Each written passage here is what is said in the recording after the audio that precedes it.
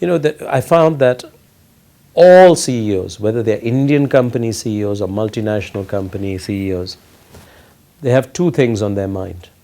One is the challenges of the environment, government, corruption, policies, and so forth. The other one is talent. They're finding it extremely difficult to find the right talent to deal with their growth agenda. And this is strange because India has not just absolute numbers of young people, it has extraordinarily large numbers of very hungry and bright young folks. So what's wrong? What's wrong, it turns out, is people, leaders, are more busy talking about the problem than doing something about the problem. You look at the actual evidence. How much do companies spend on training and development? And it's quite shocking.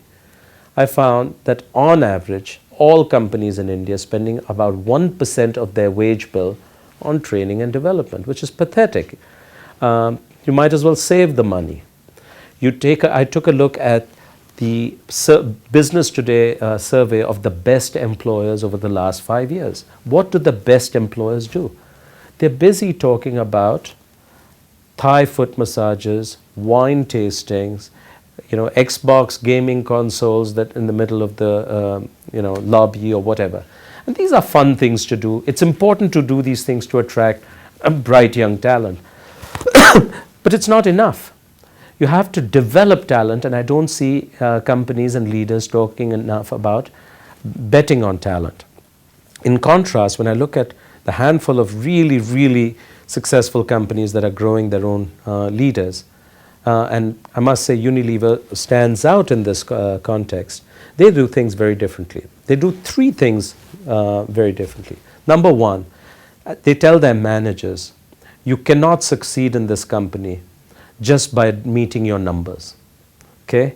You also have to be good at recruiting people, at your employee engagement, at retaining talent, and most of all, growing leaders.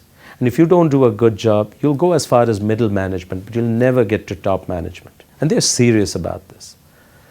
That's one. The second thing is they take huge bets on young people. Okay? Most managers I know will say, that person, he or she is not ready for the role. They'll be ready in 3 years. And it's always 3 years. Okay?